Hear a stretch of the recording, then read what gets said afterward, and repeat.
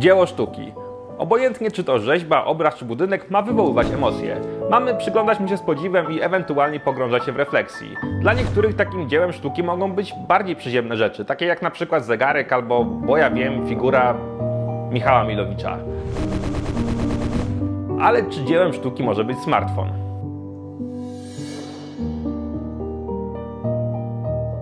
Jeżeli tak, to najbliżej do tego Oppo Find X-owi. Ale trzeba pamiętać, że dzieła sztuki rządzą się własnymi prawami. Na przykład kupowanie ich nie jest zbyt praktyczne. Ale z drugiej strony takich zakupów nie należy też krytykować, bo to taka konwencja. Jeżeli wasz wujek kupi sobie do salonu 2-metrową replikę trumny Tutanchamona, no to nie powiecie mu raczej: wujek, coś ty narobił, przecież mogłeś sobie strzelić taką zwykłą, drewnianą, to byś mniej wydał, jeszcze byśmy cię mieli w czym pochować, a słabo ostatnio wyglądasz.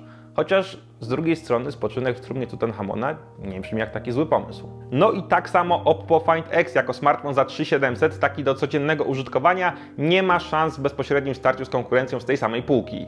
Ale... Jezusie Mario, jak on wygląda. Find X wkracza na rynek wciąż zdominowany przez wcięcia w ekranie z właściwie bezramkowym wyświetlaczem, bo chowa aparat w wysuwanym magnetycznie mechanizmie. Sama opływowa bryła nieskalana na pleckach przez 5 obiektywów też jest śliczna.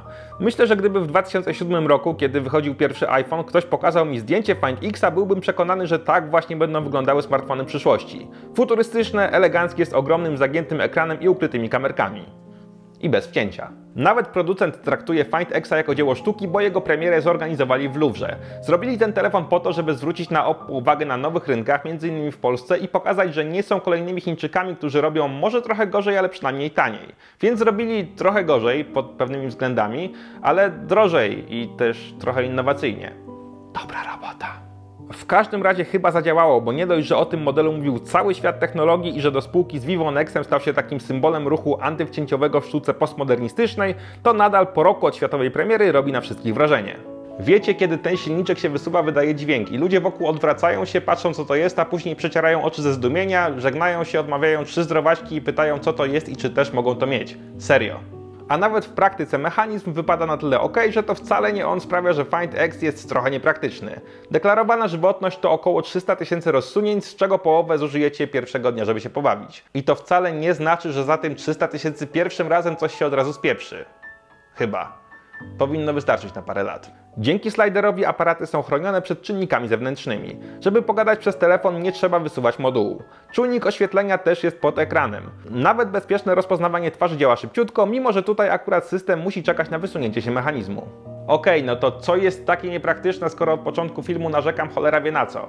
No to szkoda chociażby braku jakiegokolwiek czytnika linii papilarnych, bo tak w 10% przypadków rozpoznawanie twarzy jednak nie działa i wtedy trzeba wklepywać 6-cyfrowy kod. Nie ma mini jacka, nie ma NFC, nie ma głośników stereo, chociaż ten jeden jest w miarę, a nakładka bazuje nadal na Androidzie 8.1. I gdyby była człowiekiem, to byłaby i brzydka, i miała średni charakter. Widywałem gorsze, na przykład w Nubii czy Meizu, ale Color OS zdecydowanie nie jest moim ulubionym wcieleniem Androida, chociaż przynajmniej działa w miarę szybko. A teraz powiem wam ciekawostkę. Jakiś czas temu, w egzotycznych wodach zatoki Abu Qir, archeolodzy znaleźli pozostałości wielkiego zatopionego portu, a w nich setki przepięknych różnych dzieł sztuki w znakomitym stanie.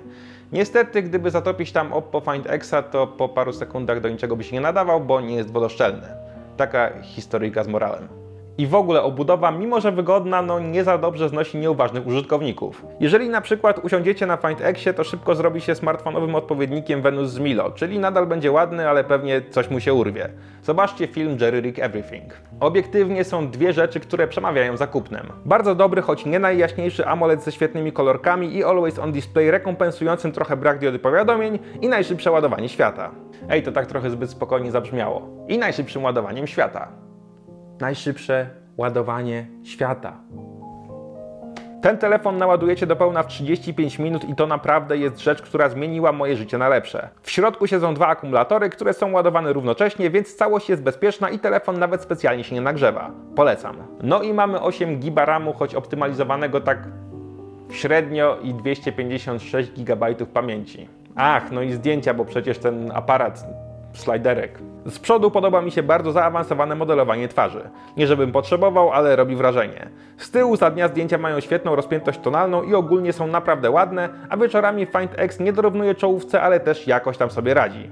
Ogólnie nic w samej stylistyce, może poza kruchością, tym, że w sliderze zbiera się trochę syfu i tym, że telefon jest bardzo śliski, nie sprawia, że Find X jest gorszym smartfonem od innych. A tymczasem, wiecie, nie kupuje się Lamborghini, żeby mieć pojemny bagażnik. Jeżeli chcecie przyszpanować, no to kto Boga temu zabroni? Przynajmniej taki telefon można nosić zawsze w kieszeni, a nie tak jak z tą trumną Faraona, że trzeba zaprosić rodzinę niby na obiad, a tak naprawdę, żeby pokazać im, jak to Wam się w życiu powodzi. Za około 3700 rozsądniej wziąć Mate'a 20 Pro, Galaxy Note 9, zaraz pewnie Galaxy S10 minimalnie drożej, Pixela 3 albo taniej Mi Mixa 3 czy OnePlusa 6T.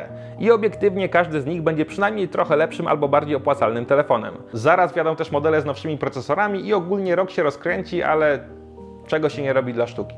No i czego się nie robi dla mnie? Można na przykład kliknąć w opisie w link do Oppo Find X'a w ofercie X.comu, bo to oni mi go pożyczyli i bardzo im dziękuję, ale niestety zobowiązałem się, że w odnośnik kliknie 7 milionów osób i w przycisk subskrypcji na kanale przynajmniej drugie tyle, bo bardzo mi zależy. W przeciwieństwie do większości dzieł sztuki Oppo Find X raczej nie będzie też zyskiwał z czasem na wartości, więc warto śledzić aktualne ceny, to też w opisie, a tymczasem dzięki za oglądanie, do zobaczenia.